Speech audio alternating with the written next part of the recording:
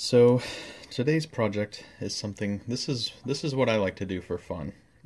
I'll go to flea markets and pick up old tools that are still in usable shape, and I see some kind of use for them. Either they're a good quality tool that I don't have some version of, or there's some kind of little project that I think I could make a few changes to it, or you repurpose it for something else. And this is something I do all the time. I have a dedicated little shoebox full of these little projects. For today's project, I am going to take this little, I guess some sort of a knife. Maybe somebody used it in as a gardening tool or something like that. I have no idea. I can tell that the spine is a little bit thicker than the cutting edge, and that there's a little pin that holds the tang into the handle. It's a little wonky, but there's still quite a bit of material on this, and I think with a little bit of reshaping, it could be a pretty useful little tool to have at the workbench. So that's what I plan to do today.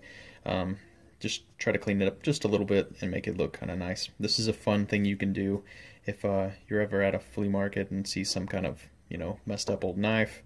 You can do something with it. The steel's a mystery.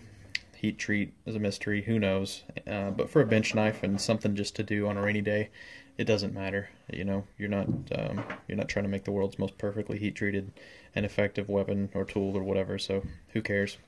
I think it's fun to do stuff like this. So my plan is to do like a Warncliffe style blade, and it's so thin, it shouldn't take a few minutes to grind the profile, and then I'll try to use as little grinding on the flats as I can, because it's just such a thin blade, and I don't want to overheat it. So in a minute I'll draw out the pattern and then take it to the grinder. But this is something I do a lot of.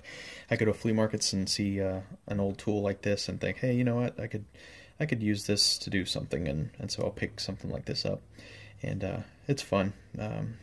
This might have cost me $1, who knows.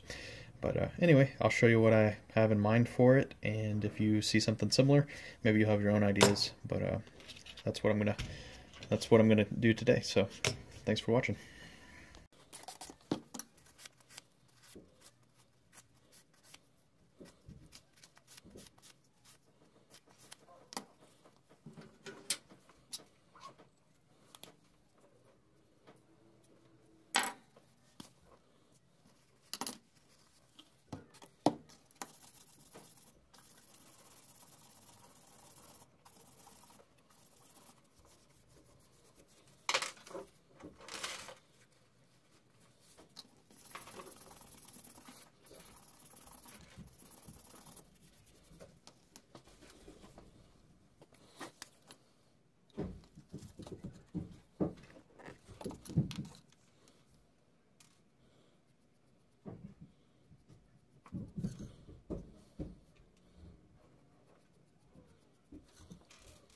So there's the basic profile I'm going to go for.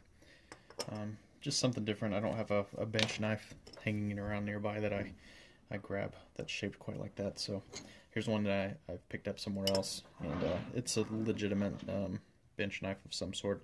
I don't know anything about it, never tried to look into it at all, but it is a nice little tool to have handy just for, something I need to cut real quickly. It's always within reach. So now we'll have a slightly different style of knife. So I'm going to take this to my belt grinder and just grind that profile off the back. It's just my 2x72 belt grinder with a flat flatten. I'll just grind that straight off, and I'm not gonna make a video of that because you've seen me grind plenty of things in the past, but literally I'll just grind that off. You could use a bench grinder, you could use a belt grinder, there's just a million ways to do it, an angle grinder even, but just keep the blade cool. So I'll go do that, and we'll see where we're at.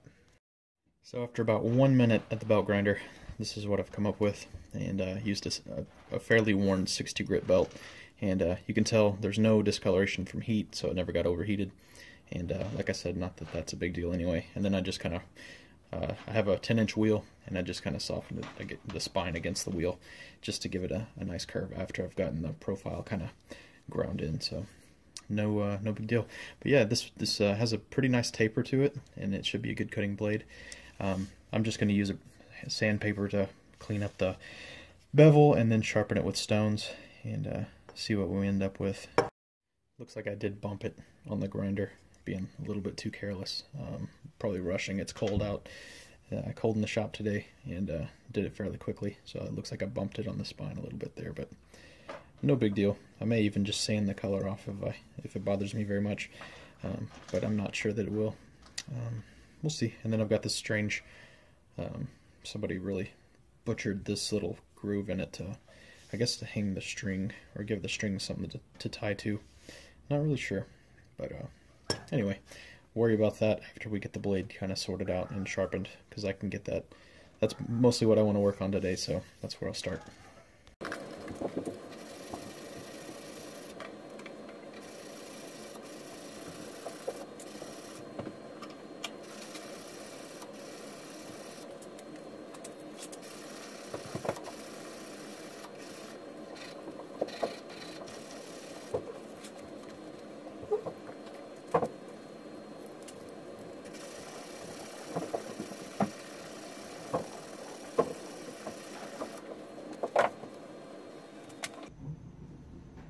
Probably going to keep it fairly low grit. This is 220, and that's going to work just fine for what I need.